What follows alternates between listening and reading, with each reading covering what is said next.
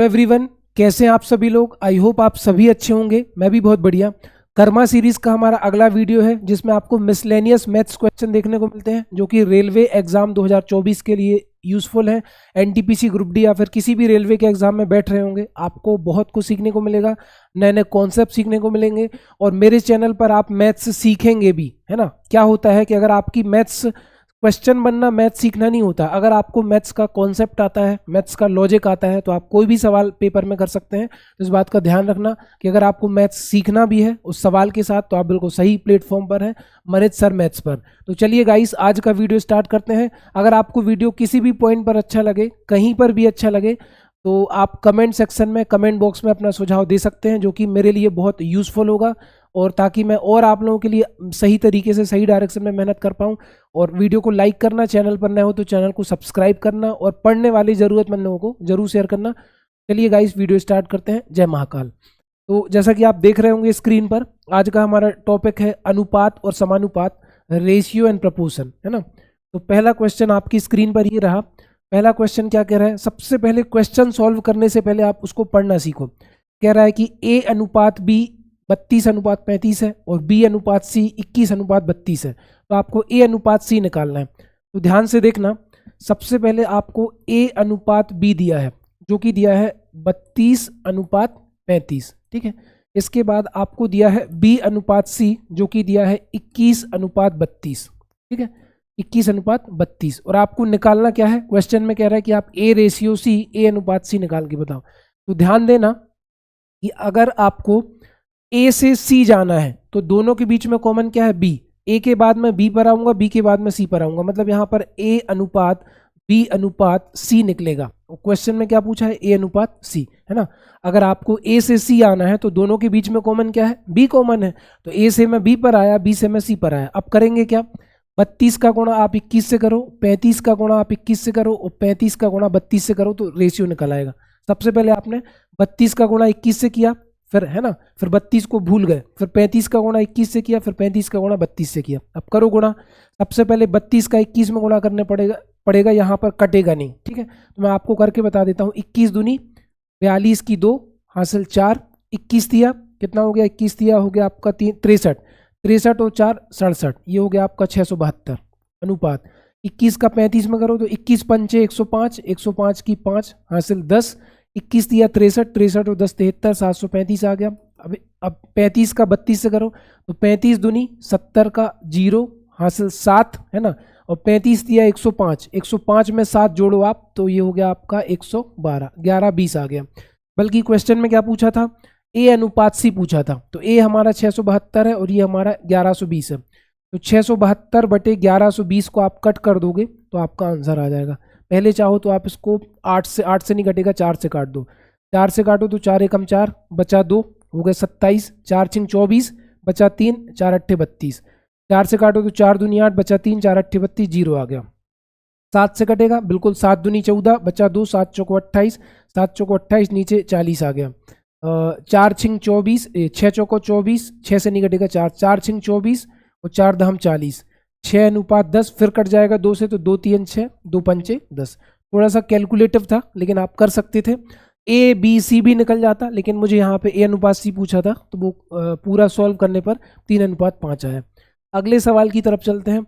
अगला सवाल है कि निम्नलिखित में से कौन सा अनुपात सबसे बड़ा है। 5:7, 5/7, है ना। इसके बाद 2/3, इसके बाद 3/4, इसके बाद 3/5। इसमें आपको बड़ा बताना है कि कौन सी भिन्न या कौन सा अनुपात सबसे बड़ा है। तो पहला तरीका इसको करने का क्या होगा, इसको 2-2 में बांट दो, 2 इस तरफ हो गए, 2 इस तरफ हो गए। आप 3 का 5 में गुणा करो, 7 का 2 में गुणा करो, तो 3 5 15, 7 दूनी 14, 15 और 14 में बड़ा क्या है, 15 बड़ा है।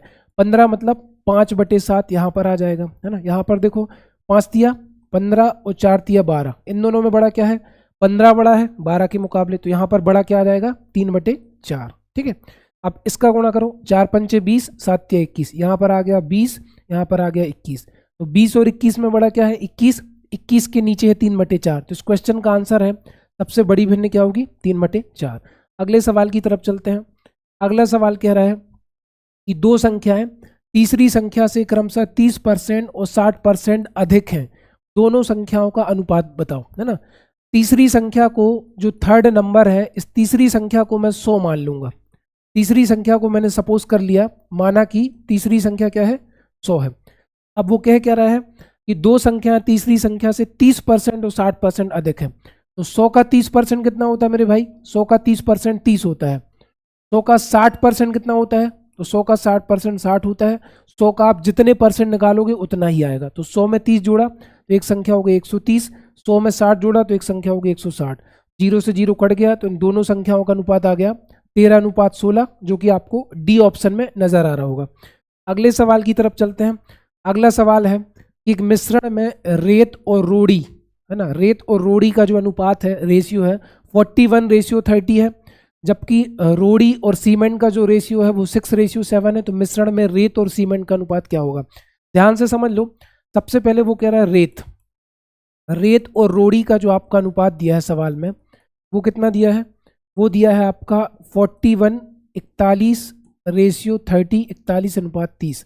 और उसके बाद रोड़ी और सीमेंट का जो रेशियो दिया है आपको, वो दिया है आपको 6:7। तो आप ध्यान से देखना कि अगर मुझे रेत और सीमेंट का अनुपात, जो कि क्वेश्चन में पूछा गया है, अगर मुझे रेत और सीमेंट का अनुपात निकालना है तो दोनों के बीच में कॉमन क्या है, रोड़ी। तो ये बन गया आपका रेत अनुपात रोड़ी अनुपात सीमेंट, है ना। क्योंकि अगर मुझे रेत से सीमेंट तक जाना है तो दोनों के बीच में कॉमन क्या है, रोड़ी, तभी अनुपात निकलेगा। करते कैसे हैं, 41 का 6 में गुणा करो, फिर 41 को भूल जाओ, 30 का 6 में गुणा करो, फिर 30 का 7 में गुणा करो। तो करो 41 का 6 में गुणा, 6 एकम 6, 6 चौको 24, 246 आ गया अनुपात। 6 का 30 में गुणा करो तो 6 3 18, पीछे 0 लगा दो, 180 आ गया। 7 3 21, 210 आ गया। अब पूछा किस किस का है, अब वो आपसे कह रहा है कि रेत और सीमेंट का अनुपात बताओ। तो आप कहोगे सर रेत है 246 भाग और सीमेंट है 210 भाग, है ना। अब इसको मैं 3 से काट सकता हूँ, 3 से काट दो, 30 7 21, 0 आ गया, 3 8 24, 3 दूनी 6 आ गया, है ना। और कटेगा ये 2 से कटेगा तो 70 के आधे 35 और 82 के आधे 41, तो 41/35 डी ऑप्शन इस क्वेश्चन का आंसर है। अगले सवाल की तरफ चलते हैं गाइस। अगला सवाल क्या है, 40 विद्यार्थियों की कक्षा में लड़कियों की संख्या लड़कों की संख्या का 3/5 है, जो बॉयज है ना उसका 3/5 है। तो कक्षा में लड़कों की संख्या ज्ञात करो। जैसे मैंने देखा कि 40 टोटल स्टूडेंट है, उसमें से लड़कों की संख्या का 3/5 लड़कियां हैं। तो देखो 3/5 का जैसे मैंने 5 देखा ना, तो 5 25, इसमें 5 का भाग जाएगा, 5 3 15, इसमें 5 का भाग जाएगा, इन दोनों में 5 का भाग नहीं जाएगा, तो ये दोनों ऑप्शन में कभी नहीं लूंगा। जैसे मैंने उठाया 25, अगर मैंने मान लिया कि जो बॉयज हैं लड़के हैं वो 25 हैं, तो गर्ल्स ऑटोमेटिक कितनी बचेंगी मेरे भाई, 15, क्योंकि नंबर ऑफ टोटल स्टूडेंट्स कितने हैं, 40। 40 में से अगर 25 लड़के हैं तो लड़कियां 15 होंगी। लेकिन सवाल में कह रहा है कि लड़कों की संख्या का 3/5 लड़कियां होना चाहिए। तो 25 का जब आप 3/5 निकालोगे ना, तो देखो 5 एकम 5, 5 25, और 5 का 3 में गुणा करोगे तो 5 3 15। मतलब आपने बिल्कुल सही ऑप्शन उठाया है। ऐसे सवालों में एक्स मानने की जरूरत नहीं है। अगले सवाल की तरफ चलते हैं। वो कह रहा है कि एक खंबा 405 मीटर लंबा है ना। इसे केसरिया, सफेद और हरे रंग में एक के ऊपर एक क्रमशः 8:9:10 के अनुपात में रंगा गया है।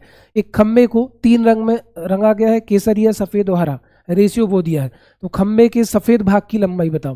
तो आप कहोगे 8:9:10। इन तीनों का जो टोटल है वो सवाल में कितना दिया है मेरे भाई, 405 मीटर। कितना दिया है, 405 मीटर। तीनों को जोड़ो, 8 और 9 17, 17 और 10 27। आप कहोगे 27 भाग बराबर 405 मीटर मुझे दिया है। अगर मैं एक भाग की वैल्यू निकालूं तो एक भाग की जो वैल्यू होगी वो होगी आपकी 405/27। ठीक है, काट दो, 9 3 27, 9 चौको 36, बचा 4, 9 15 45, 3 से काटो तो 15 3 45। एक भाग की वैल्यू 15 आ गई। सवाल में कह रहा है खंबे के सफेद भाग की लंबाई बताओ। तो सफेद बीच का भाग है। क्यों है बीच का भाग, केसरिया 8 भाग, सफेद 9 भाग और हरा 10 भाग। तो जब एक भाग की वैल्यू 15 है तो 9 भाग की वैल्यू कितनी आ जाएगी, 15 नम्मा 135, 15 दहाम 150 और 15 अट्ठे 120। कुछ भी पूछा होता आप निकाल देते, लेकिन हमारा 135 इस क्वेश्चन का आंसर है। चलते हैं गाइस अगले सवाल की तरफ।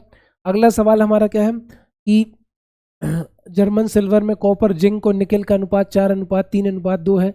54 किलोग्राम किस धातु में कितने किलोग्राम जिंक जोड़ा जाए कि नया अनुपात 2:5:1 हो जाए, है ना। तो ये क्वेश्चन क्या है, सबसे पहले कॉपर, ठीक, जिंक और आपका हो गया निकेल, 3 का अनुपात दे रखा है कितना, 4:3:2। और जर्मन सिल्वर की जो मिश्र धातु है वो कितने किलोग्राम है, 54 किलोग्राम। तो आप इसको बांट दो, 4 और 3 7 और 2 9, 9 भाग कितने हो गए, 9 भाग बराबर हो गए आपके 54 किलोग्राम। तो 1 भाग बराबर कितना हो गया, 9 एकम 9, 9 छिंग 54, 1 भाग आपका 6 किलोग्राम के बराबर आ गया, ठीक है। अब वो क्या कह रहे हैं कि इसको पहले बांटो, 1 भाग बराबर 6, तो 6 चौको 24, ठीक, 6 तिया 18 और 6 दूनी 12, तीनों को अपन ने अलग अलग वजन के हिसाब से बांट दिया, 24 किलो ये है, 18 किलो ये है, 12 किलो ये है।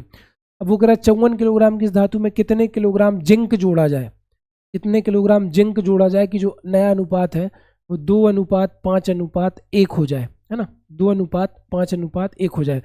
इसको इतना करने के बाद देखो 24:18:12, इसको आप ऑप्शन से भी कर सकते थे, हमें केवल जिंक जोड़ना है तो कोई भी ऑप्शन उठाओ, जैसे मान के चलो मैंने ऑप्शन ले लिया 36, है ना, रैंडमली, तो जिंक है 18, तो इसमें मैंने 36 जोड़ा, तो इसमें मैंने 36 जोड़ा, तो 36 और 18 हो गया 54, ये हो गया आपका 12 और ये हो गया आपका 24। लेकिन क्या इसको काटने पर 2:5:1 का रेशियो बनेगा, नहीं बनेगा, बीच में मुझे 5 चाहिए, तो 36 तो लेंगे नहीं, हम ले लेते हैं मान के चलो 42, ठीक है, 42 ले लेते हैं। तो अब यहाँ पर 42 जोड़ दो, 24, 42 और 18 60 और ये हो गया 12, 12 एकम 12, 12 पंचे 60 और 12 दूनी 24, 2:5:1 आ गया। मैंने ऑप्शन से 18 किलोग्राम में 42 किलोग्राम जोड़ा तो वो 60 बन गया, है ना, और भी तरीका हो सकता था। तो गाइस आई होप आपको आज की क्लास बढ़िया लगी होगी। अगर क्लास कहीं पर भी अच्छी लगी है तो आप जेन्युइन कमेंट कर सकते हैं और ज़्यादा से ज़्यादा लोगों को शेयर कर सकते हैं जिनका भला हो। Thank you so much guys.